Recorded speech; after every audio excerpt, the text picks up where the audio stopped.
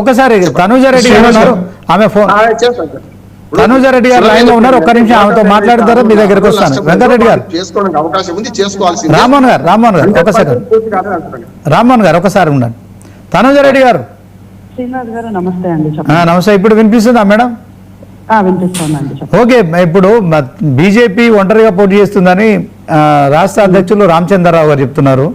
ఒక క్లియర్ కట్గా అయితే మెసేజ్ ఇచ్చారు. దానిపైన జనసేన పార్టీ రాష్ట్ర ఇన్ఛార్జ్ ఏమో ఆయనకు అధికారం లేదని ఏదో మాట్లాడినట్టున్నారు. కాసేపటి క్రితం రాజాసింగ్ కూడా మాట్లాడారు. ఓవరాల్ గా మీరేం చెప్పాలనుకుంటున్నారు?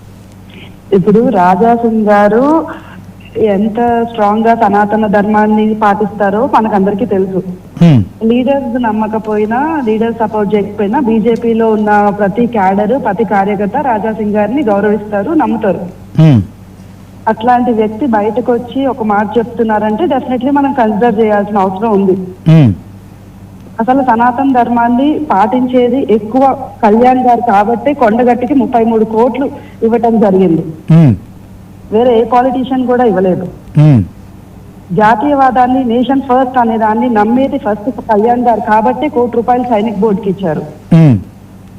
కాంటాక్ట్లు పెంచుకోవటంలో బిజీగా ఉండే మన పొలిటీషియన్స్, నేతలు ఢిల్లీలో ఉన్న రోజుల్లో ఇది కళ్యాణ్ గారు నేషనల్ వార్ మెమోరియల్లో వెళ్ళి ట్రిబ్యూట్ చేస్తారు.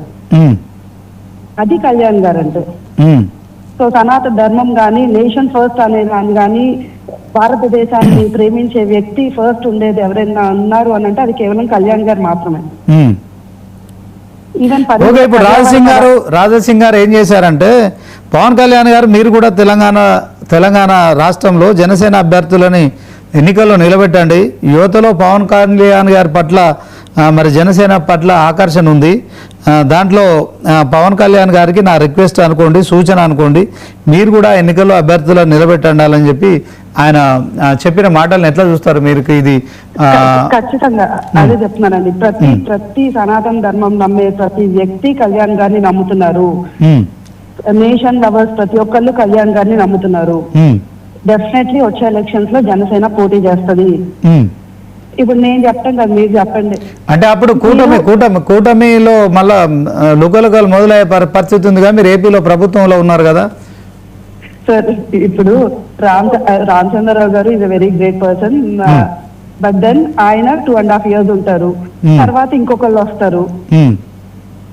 పొత్తులు ఉండాలా లేదా అని డిసైడ్ చేసేది అమిత్ షా గారు, మోడీ గారు. ఓకే, ఇటు మా పవన్ కళ్యాణ్ గారు.